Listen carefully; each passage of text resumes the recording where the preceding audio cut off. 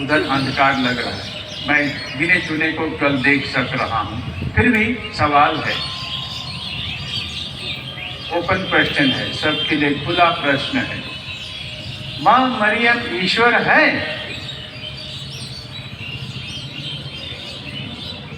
कि नहीं है? मैंने दोनों जवाब सुना, कुछ लोगों से नहीं है सुना और कुछ लोगों से हाँ सुना। हो सकता है एक तीसरा दल भी है जिसने कुछ भी नहीं कहा, हाँ भी नहीं कहा, नहीं भी नहीं कहा। तो शायद आज एक सुंदर मौका है इस पर प्रकाश डालने का।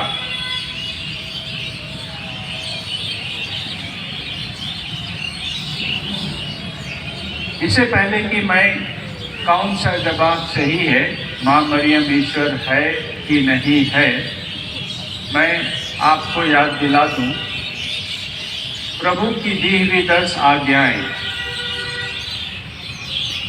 10 आज्ञाओं में एक नियम है, एक आज्ञा है, मैं प्रभु तेरा परमेश्वर हूँ, उसे छोड़ और किसी की पूजा नहीं करना। एक मात्र एक भगवान, एक ईश्वर। और प्रकाशना के साथ साथ में हम लोगों के लिए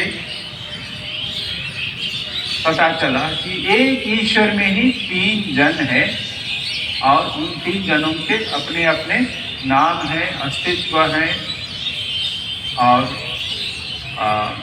उनका अपना अपना रोल है, पिता, पुत्र और पवित्र आत्मा। लेकिन 3 जन होकर के भी एक ही ईश्वर है, इसलिए इन 3 जनों में माँ मरियम की जगह नहीं है, वह ईश्वर नहीं है, ईश्वर एक ही है। और इसीलिए हम माँ मरियम की पूजा नहीं करते हैं, माँ मरियम की आराधना नहीं करते हैं, क्योंकि पूजा और आराधना केवल ईश्वर की होती है, ईश्वर की ही हम पूजा और आराधना कर सकते हैं, माँ मरियम की नहीं। लेकिन माँ मरियम की भक्ति आवश्यक उचित है, हम करते हैं।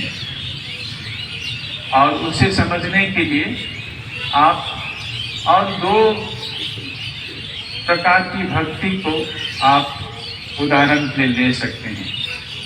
हम लोगों ने सुना है, कम से कम पुराने समय में, आज कितना तक ये संभव होता है कि हम देख पाते हैं, कहना मुश्किल है, गुरु भक्ति। हम लोगों ने सुना होगा गुरु भक्ति। गुरु की भक्ति करना पूजा करना नहीं होता है, उसकी आराधना करना नहीं होता है, फिर भी वो भक्ति है। एक विशेष प्रकार का रिश्ता, एक विशेष प्रकार की उसके प्रति धारणा, उस भक्ति में प्रेम, आदर, कृतज्ञता वगैरह मिश्रित होता है। वैसे ही माता पिता के प्रति भक्ति, उस भक्ति में माता पिता के प्रति प्यार, सरोकार, सेवा भाव बहुत कुछ रहता है, लेकिन वो भी पूजा नहीं है, आराधना नहीं है। कुछ उसी रूप में हम माँ मरियम के प्रति अपनी भक्ति को समझते हैं। माँ मरियम के प्रति भक्ति उचित है, अपनी जगह पर है।